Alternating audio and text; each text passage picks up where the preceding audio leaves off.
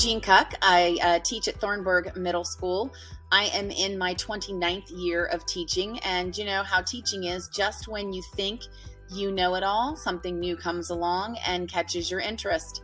I had the opportunity this summer to take the free course for Modern Classroom Project.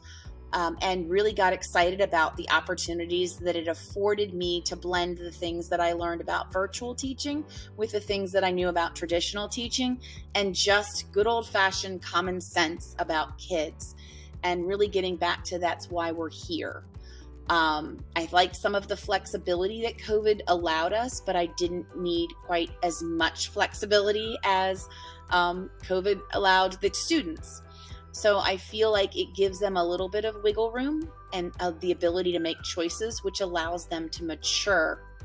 I use this particular model in Canvas. This is how I organize my module.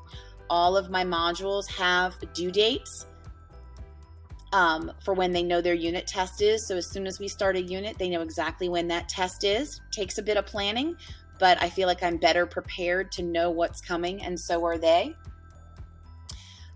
And we just kind of go through the motions, and they are accountable for completing things. They're accountable for making their decisions. And if they make a bad decision, we get to talk about that. You know, maybe you weren't ready to take the mastery check. Maybe there are some things you need to do. I love the fact that you're grading for mastery. I'm not grading 8,000 different activities during the week. I check and see that they did them. I check and give feedback. But I'm not having to put a grade with every single solitary thing in my grade book. The other big thing that my kids love that I wanted to share is this tracker. This tracker is updated every day. It's the student's responsibility to tell me when they've passed a mastery check.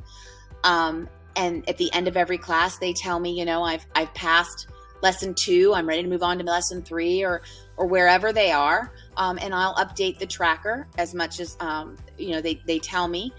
Couple times a week, I'll cross-check it, make sure they're being honest. But for the most part, they truly are, because they want to be moving up and they know what their goals are. It's very, like I said, it's very motivating for them. They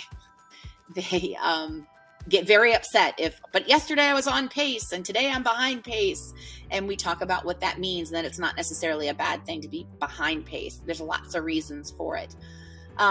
And because I do all of this online, every single activity has a online component. I don't have to worry about kids being absent. They don't have an excuse like wasn't here when you handed that out. It's all on Canvas. And so in theory, they all have access to all of the materials all the time. Hi, my name is Bullock, and I am a 6th grade math teacher at Battlefield Middle School.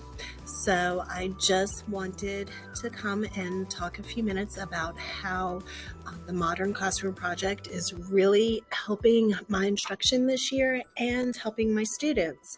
One of the things I'm enjoying most is the small group instruction that I'm getting to offer these students. They will consistently come to, this is my classroom. So you can see I have my horseshoe table, and I have my groups where my kiddos will sit and do their classes or their lessons, their units. They really appreciate the fact that if they don't understand something that is going on, they can rewatch the lessons. That's also helped their parents who want to help them at home. They are able to watch the videos, the instructional videos, and they have a better understanding of what we're doing here in the classroom. You are looking at my student tracker, so that will actually stay on my smartboard. And as the students finish either the guided notes that go along with the video lesson, the must-do practice pages, and then the mastery check, they will come up and check off, and that's how they know where they're at. Canvas is also fabulous with keeping track and letting them know what comes next. But the students are really getting the help that they need, and the students who are understanding a skill will move ahead and go on to the next lesson in the unit. So I have found that to be phenomenal with helping with keeping behaviors under control.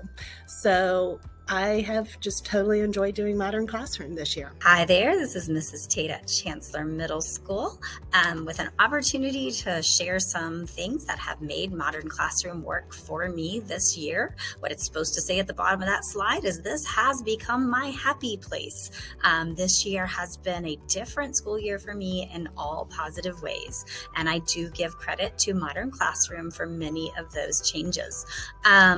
My space in my classroom makes all the difference. If you are a teacher without this space, I hope you can take some of these ideas and make them work in a smaller classroom. I want to show you the must do, should do, aspire to do space that has really helped all students and myself have a visual display of what to do, when to do it, how to do it, and what to do with it when you're done. So the table holds the actual resources that students need. I refer to it as the resource table. The chalkboard shows them examples so that they can use some visual cues to find what they're looking for in Canvas if it is digital, and just the opportunity to even have examples of projects from years past on the Aspire to Do side of the board allows students to really independently explore a topic and run with it without interrupting me from possibly working with a small group. This is a table I am able to use to lead small groups or let kids collaborate together here with shared resources. Of course, if we have shared resources this year, we have sanitized before and sanitized after, but those are a list of some of the things we've been able to accomplish this year at our small group table, including just teacher support for students who do require that. My progress tracker is finally in effect. It took me till second semester to find one that really worked. I'm using this as kind of a mini unit progress tracker, so about a week's worth of work at a time. My acronym on the side says it all, RETAIN. RETAIN. We go through those steps of learning to hope that what we do will help us retain the knowledge and the understandings that we've built. Student supplies have also been a wonderful discovery this year. That composition notebook for collecting notes and the plastic folder has been a gift. So abandon your binders, use a plastic folder, buy a whole bunch of plastic covers if you can for that really important work that you don't want them to lose. And when a kid says they can't find a paper, say, bring me your folder. You'll flip through a couple of pages and find exactly what they thought that they lost. When students are ready to turn in work, I just keep one bin to collect all of the work. There is a crate beside it for work in progress that might not fit in their composition notebook or into their plastic folder. Projects can go there and be worked on as students find the time to achieve them. I appreciate the opportunity to share what has worked for me this year, and I look forward to learning about all the things that other teachers are doing that can help me make this happen and keep this place my happy place.